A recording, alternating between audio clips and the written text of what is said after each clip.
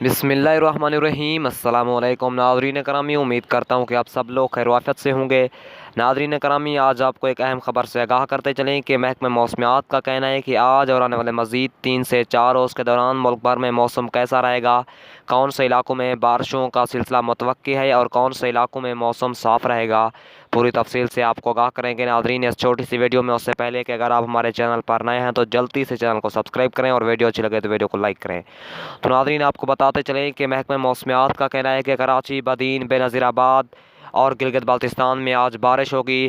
سندھ کے کچھ علاقوں میں موسم صاف رہے گا۔ بلوچستان کے کچھ علاقوں میں بھی آج ہلکی بارش کا امکان ہے۔ پنجاب کے مختلف علاقوں میں ملتان، مظفر گڑھ، وہاڑی، سیالکوٹ اور ڈیرہ غازی خان میں ہلکی بارش ہوگی۔